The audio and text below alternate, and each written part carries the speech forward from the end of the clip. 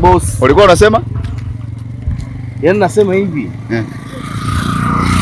Tajiri, yaani unaenda sehemu au unafanya kazi sehemu, unataka tu pesa kidogo, unaenda kujielezea wewe, Unajikwatua. Unajikwatua, unajielezea matatizo yako, ya mke wako, ya watoto wako, mama mwenye nyumba anakuja na kudai sijui kodi ya maji imeisha, sijui kodi nini maji, sijui bili za maji.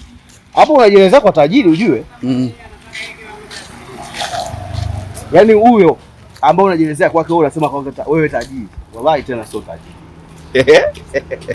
Yaani wewe mbangaizaji kama wewe. Tajiri hutaki kujielezea sana. Tajiri brother, yaani tajiri unaanza kujielezea, unatoa maelezo mengi.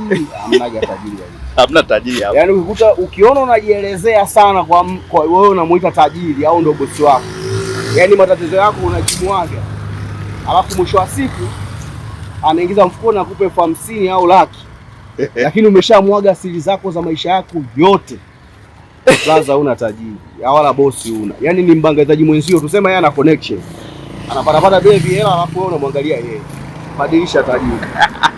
Na wewe tajiri ujue sio tajiri hapo. Na wewe tajiri sio tajiri hapo. Tajiri ukiona unalalamikiwa kila siku na nani? Wafanya kazi wako kila siku anaomba hela. Na wewe mpaka ajielezee sana ndio umpe hela. Wewe jihesabu sio tajiri, mbangaizaji kama yeye. Sema wewe unawahi kupata hizo hela.